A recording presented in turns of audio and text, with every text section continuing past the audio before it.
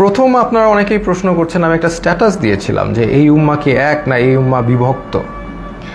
আমি স্ট্যাটাসে বলেছি যে আমাকে ধরলে আপনারা কি করবেন। এটা কেন বলেছি, আমি কেন আগের থেকে এই কথাটা বলবো বা এর উত্তর হচ্ছে আমি আসলে আগের থেকে জানতাম আমার নাম হানাদার লিগার বাহিনী, আমার নাম এসেছে।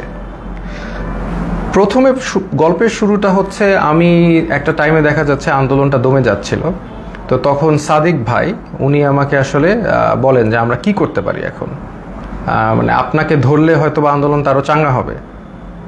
তাই আমি বললাম না, আমাকে ধরার সম্ভাবনা কম, আমাকে ধরাটা বোকামি হবে, কারণ আমাকে ধরলে জনগণ আন্দোলন করবেই। তো এইটা আমি মনে করি না আওয়ামী লীগ এরকম বোকামি করবে, তো এইটাই বলেছি। বাট আমাকে যদি ধরে তাহলে আমি ব্যবস্থা করব। তো তাই আমি এই কথা সূত্র ধরে আমি দিন যাচ্ছিলাম যে আমাকে ধরার প্রশ্ন আসে না। বাট আমি তারপরও প্রস্তুতি নেওয়া শুরু করি, আমি বিভিন্ন একটা নামের লিস্ট করি যে আমাকে ধরা মাত্র কে কি করতে হবে। এবং এটা আমার ছোট বোনকে আমি শিখিয়ে দিই যে তুমি আমাকে ধরলে এই নাম্বারে এই সব নাম্বারে ফোন দিবা, এনাকে এই কথা বলবা, ওনাকে এই কথা বলবা, অ্যাডভোকেট নাম্বার, মিডিয়ার নাম্বার, সবার নাম্বার আমি দিয়ে রেখেছিলাম। তারপরে একদিন হঠাৎ ডক্টর সরওয়ার হোসেন উনি আমাকে ফোন করে আমাকে বলেন যে আসিফ, তোমার আর আমার নাম এসেছে, তোমার আর আমাকে আটক করা হবে, তুমি এখন, আমি এইটা লাস্ট ফোন দিলাম তোমাকে, তুমি এখন তাড়াতাড়ি পালাও।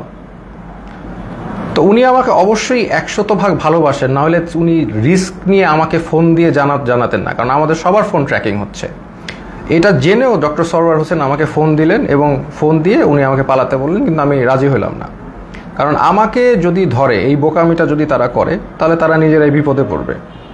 আর আমি কেন পালাবো?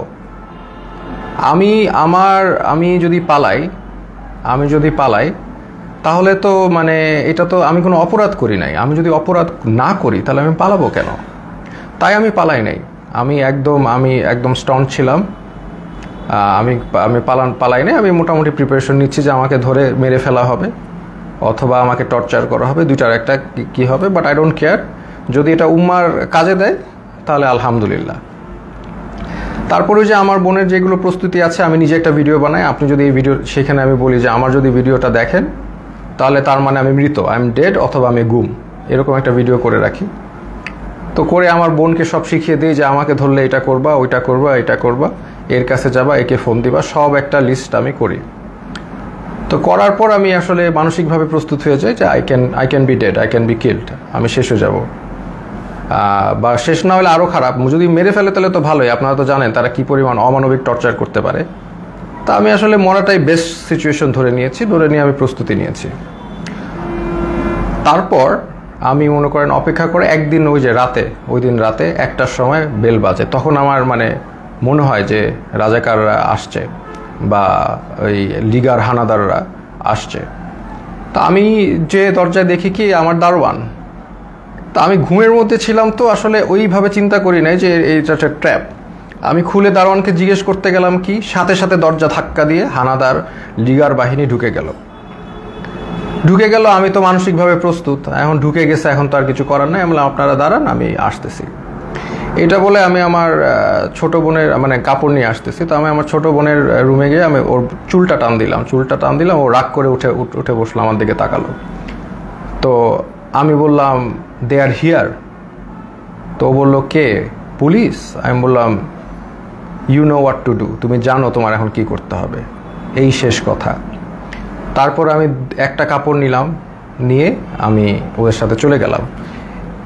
ওরা আমার বাসার যে সিসি ক্যামেরা ওগুলো সব বন্ধ করে রেখেছে, কিন্তু লাকিলি একটা ক্যামেরা অন ছিল, ওরা বুঝে নাই ওটাকে তারা ক্যাপচার হয়ে গেছে যে তারা এগুলো নিয়ে গেছে।